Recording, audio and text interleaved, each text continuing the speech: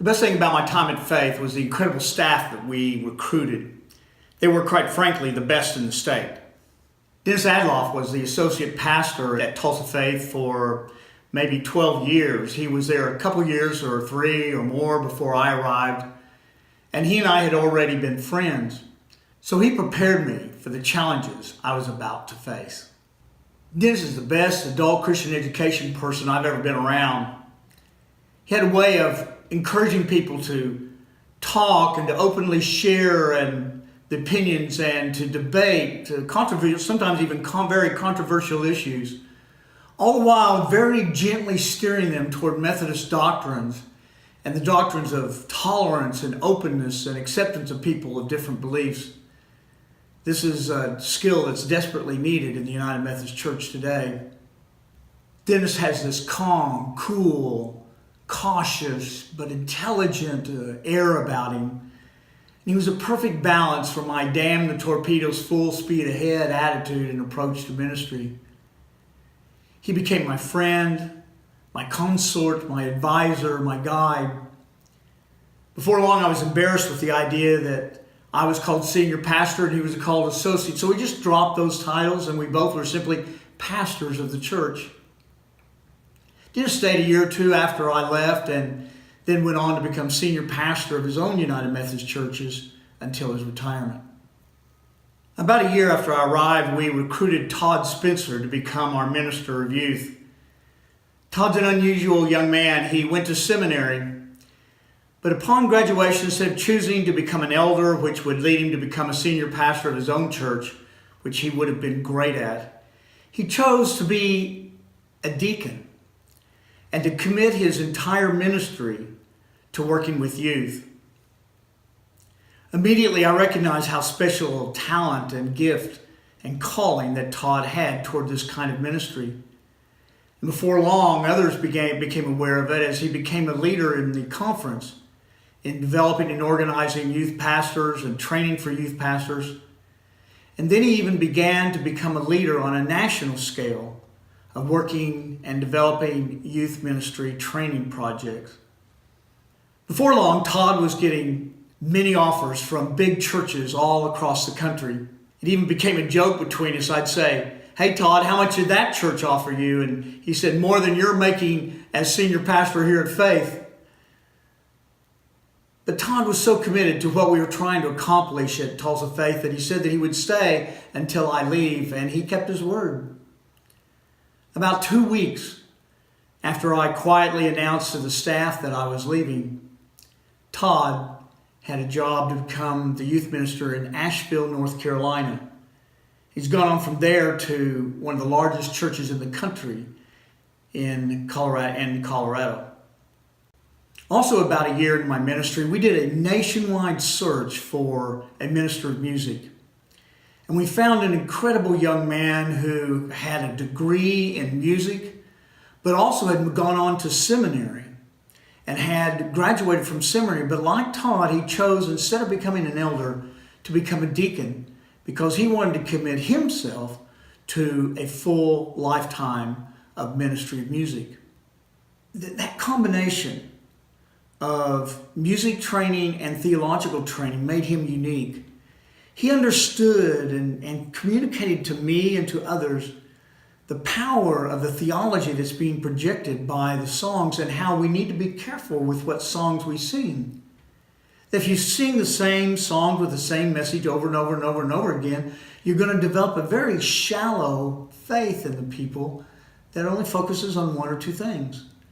Where if you got into the more complicated hymns that had multiple verses, it had multiple purposes and goals when they were written, you begin to develop persons of deeper faith and a more pronounced faith.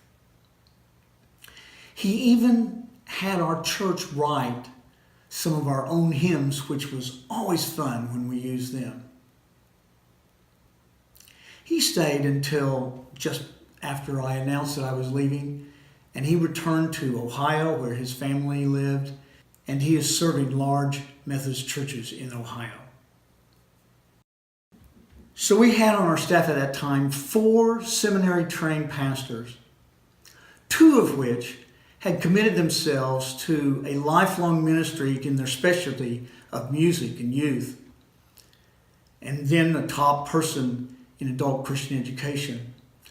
My specialty, I guess, was missions, which I took Faith on its first mission trip to Bolivia, and also stewardship and kind of getting our finances in order, and also recruiting really top staff.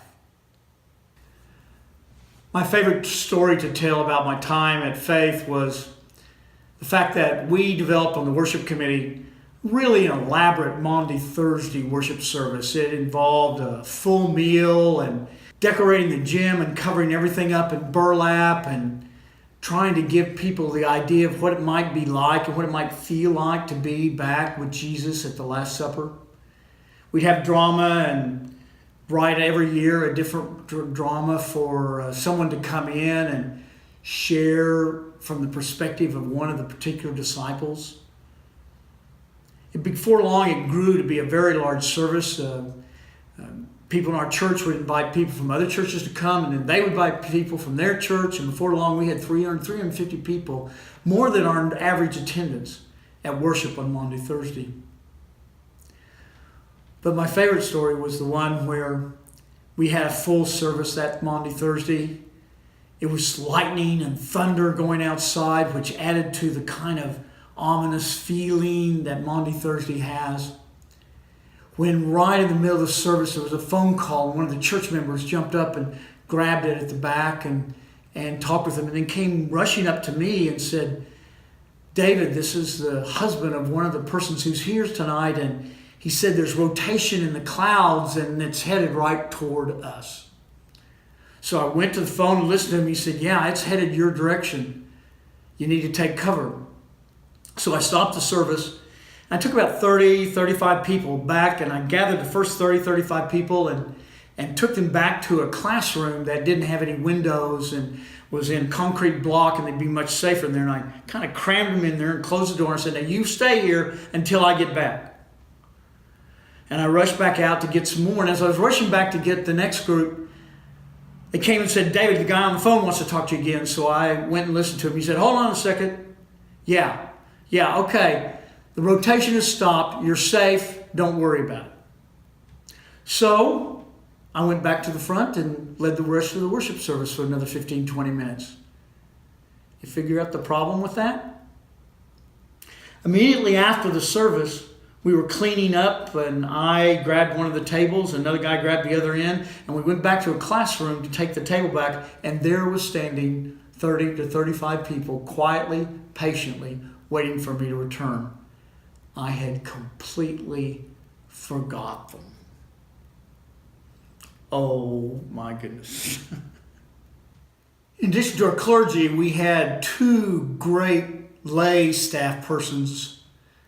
The first was Tanya Ford, who we recruited from New Haven United Methodist Church in Tulsa. Tanya is just a dear friend, and she has this loving presence about her that just drew children to her. She had a gift of ministry to the children. I guess other people recognize that too, because it wasn't long before she was leading statewide organizations and training events for children's ministries across the state, and was the lead organizer for the children's summer camp. Tanya stayed for a couple of years after I left because she had been a good friend of Linda Harker when they were at New Haven, and was excited about working with Linda and really enjoyed working with Linda for the time that Linda was there as pastor. Another layperson we recruited was straight out of our church, Cindy Mays.